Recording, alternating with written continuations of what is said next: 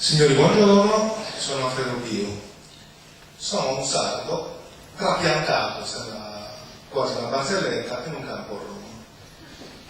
Se questo me l'avessero detto nel 96, che sarebbe accaduto a me, che avrei vissuto in un campo a Roma, mi avrebbero recuperato d'urgenza del parto neurologico, perché purtroppo io sono classe 65, sono come scelto familiare medio borghese, quindi con un tipo di educazione, con schemi mentali, dove si sono create delle barriere, degli stereotipi dove noi viviamo in questa maniera, gli altri vivono in quella maniera, e viene ignorantemente confermato dalla società in cui noi ci muoviamo.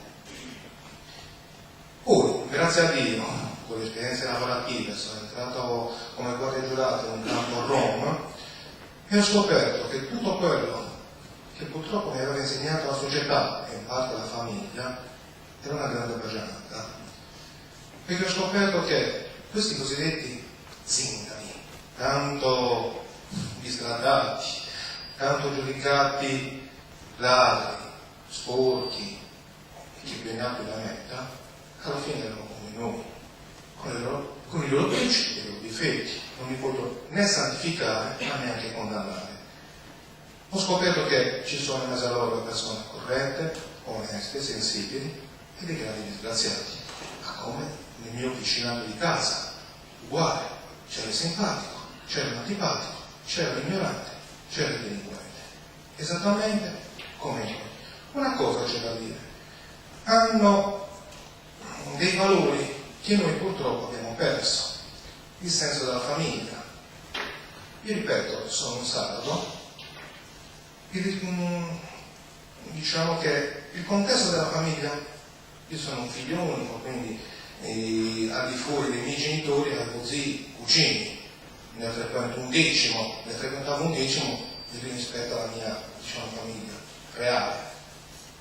Nella cultura rom invece il senso della famiglia è un qualcosa di serio che loro considerano famiglia lo zio del nipote e dello zio, cioè arrivano veramente al 12° grado di parentela, ma mantenendosi realmente legati, in contatto, interessandosi, aiutandosi.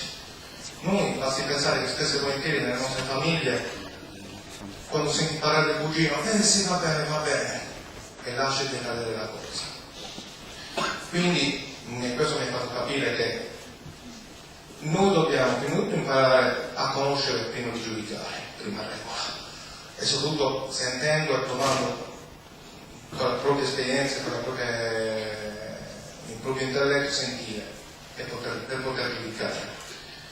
E in secondo luogo darci anche una regola, spesso e volentieri scendere dallo scalino che ci siamo messi o che ci ha messo la società, facendoci capire che siamo tutti uguali, ma uguali nel senso con pregi e difetti.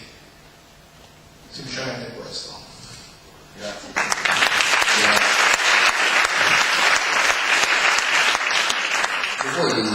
Lo puoi dire quello che facevi per non farti mettere di turno? Se no non si capisce prima e dopo.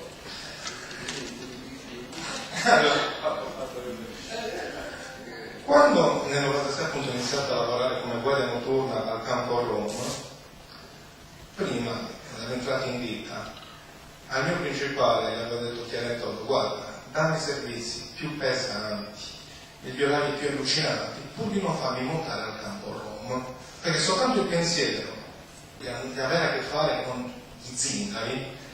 Avete presente un gatto quando è pronto a litigare, che gli si alza il pelo? Io lo peggio. Adesso ti veniamo a trovare per prendere il caffè. Esatto.